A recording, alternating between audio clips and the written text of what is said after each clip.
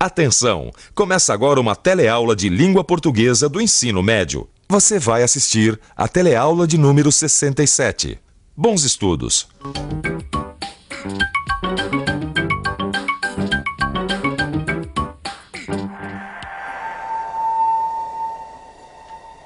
A teleaula de ontem acabou quando cortaram a luz da minha pensão.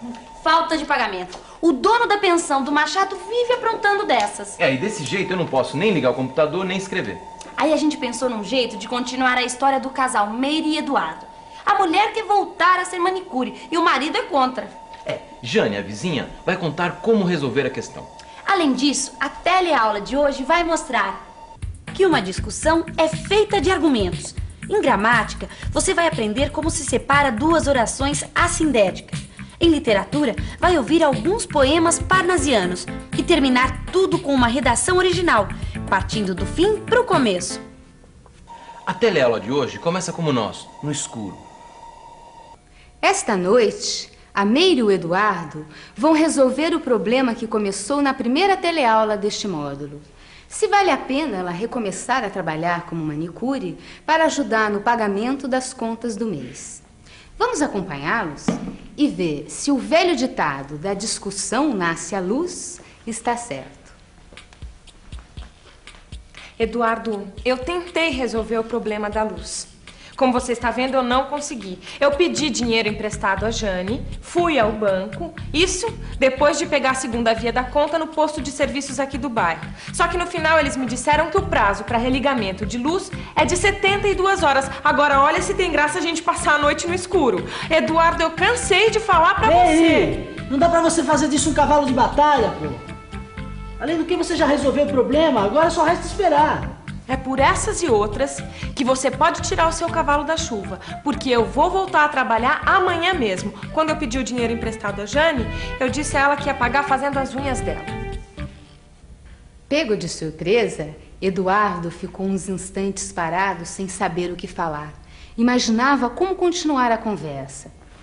Ainda que fosse contra a mulher trabalhar fora, não conseguiu argumentar. E depois ficou pensando se um dinheirinho a mais todo mês não iria ajudar no pagamento das contas. Olha, Meire, a gente não precisa começar uma nova discussão. Tá, eu sempre achei que nós pudéssemos levar uma vida mais simples, mas se você quer ter o seu dinheiro, experimente trabalhar e aí veja se você consegue cuidar das crianças e da casa. Claro que sim, eu não vou ser a primeira a fazer isso. Agora, o melhor pra mim é que eu vou ter meu dinheiro e com ele conseguir colocar alguma coisinha mais dentro de casa. Eu não aguento mais viver nessa dureza. Bom, então a partir de agora você pode ficar responsável pelo pagamento de algumas contas. Aliás, como você sempre quis, né? Eu fico sim. E como eu acho que só aqui no conjunto vou conseguir uma clientela razoável, eu espero que no mês que vem meu dinheiro já dê pra pagar algumas contas. Eu sabia que você ia entender. Resolvido o problema, Eduardo voltou a ser o romântico de sempre. Você tá bonita.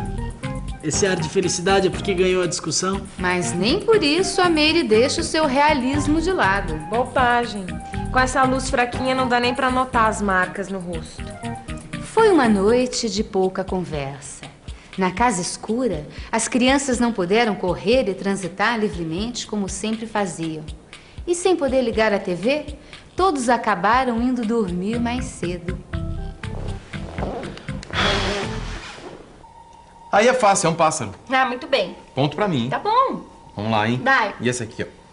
Ah, não dá pra saber, não. Não? Não. Cavalo, ponto pra mim. Ah, você me traiu só se seu cavalo foi um cavalo de Troia. Cavalo dado não se olha os dentes. Como já dizia minha tia Zumira. Ai, você gosta tanto de fazer frases com cavalos que na história de hoje, ó, usou dois. Meire, não dá pra fazer disso um cavalo de batalha.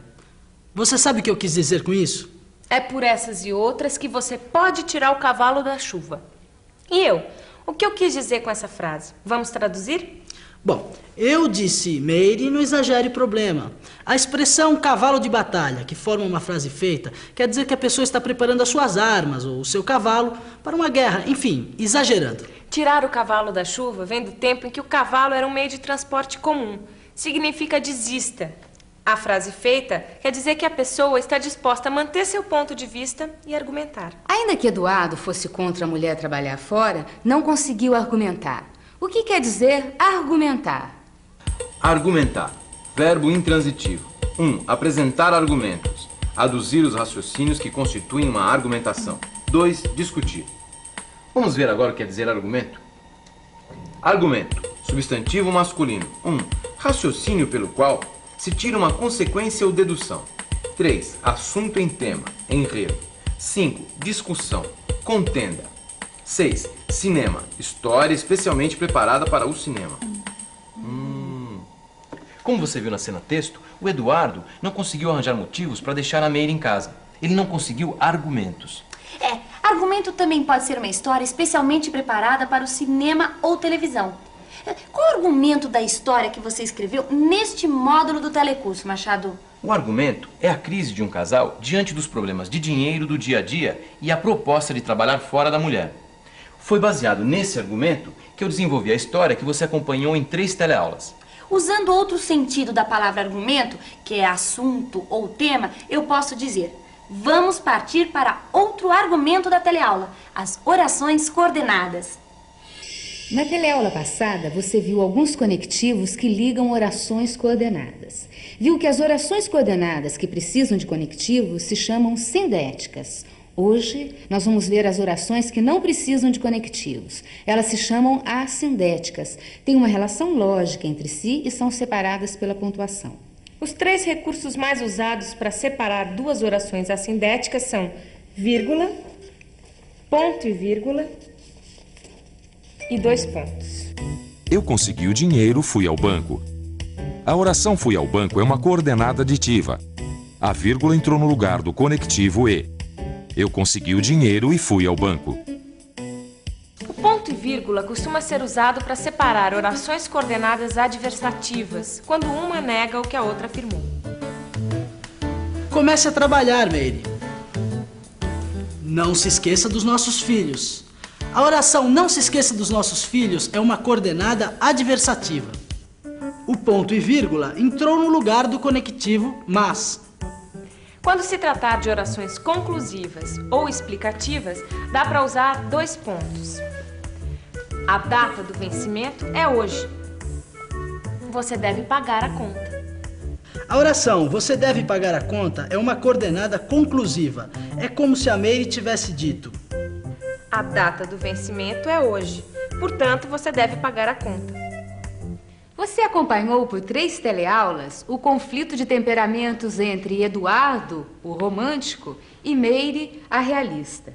O conflito entre o casal acabou, mas na literatura brasileira do fim do século passado, ele continuava. Vamos ver como é que os realistas achavam que a poesia devia ser. Nas 2 últimas teleaulas, você acompanhou 2 estilos literários, o romantismo e o realismo. Vamos relembrar um pouco desses 2 estilos? Por exemplo, vendo esta cena, um poeta romântico como Fagundes Varela diria: "E como és linda assim, chamas divinas cercam-te as faces plácidas e belas, um longo manto pende-te dos ombros, salpicado de nítidas estrelas."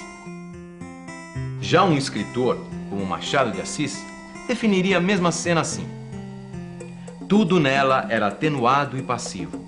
O próprio rosto era mediano, nem bonito, nem feio. Era o que chamamos uma pessoa simpática. Não sabia odiar. Pode ser que não soubesse amar." O realismo e a poesia não se deram muito bem. Ficaria difícil descrever uma mulher tão comum em versos, não é? Para reagir contra o romantismo, surgiu então o parnasianismo. Parnasianismo vem da palavra Parnaso. O Monte Parnaso, na mitologia grega, era consagrado a Apolo e às musas. Os poetas parnasianos deixavam de lado as paixões dos românticos e levavam em conta a forma de expressão. Os poemas que escreviam trabalhavam a rima, a escolha das palavras, o ritmo. Os poemas parnasianos descrevem, em geral, cenas, objetos, paisagens. Um bom exemplo desse estilo é o soneto A Cavalgada, de Raimundo Correia. A lua banha a solitária estrada. Silêncio. Mais além, confuso e brando, o som longínquo vem se aproximando do galopar de estranha cavalgada. São fidalgos que voltam da caçada. Vêm alegres, vêm rindo, vêm cantando. E as trompas a soar vão agitando o remanso da noite embalsamada. E o bosque estala, move-se, estremece. Da cavalgada, o estrépito que aumenta perde-se, após, no centro da montanha. E o silêncio, outra vez soturno, desce. E límpida, sem mácula, alvacenta, a lua a estrada solitária banha. O príncipe dos poetas brasileiros, Olavo Bilac, foi um poeta parnasiano. Ele nasceu no Rio de Janeiro em 1865 e morreu lá mesmo, em 1918. Ele ganhou a vida como jornalista e funcionário público. E foi ele quem escreveu a letra do hino à bandeira. Bilac ficou famoso pelos sonetos que escreveu. E este aqui é um deles. Nel mezzo del cammino. O título é uma citação do poeta italiano Dante e quer dizer no meio do caminho. Cheguei, chegaste. Vinhas fatigada e triste. E triste e fatigado eu vinha. Tinhas a alma de sonhos povoada. E a alma de sonhos povoada eu tinha.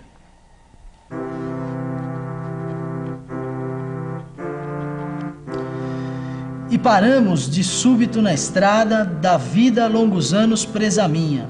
A tua mão, a vista deslumbrada, tive da luz que o teu olhar continha.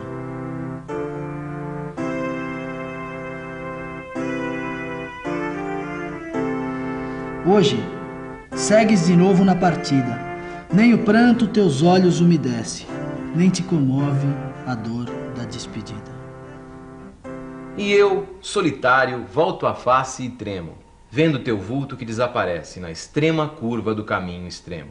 Ah, não sei não, Machado. Pra mim esses poetas parnasianos falam e acabam não dizendo nada. Mas era isso mesmo que eles queriam. Os poetas parnasianos achavam que a arte devia se preocupar com a arte. Eles eram indiferentes aos problemas sociais e escreviam com regras fixas de composição.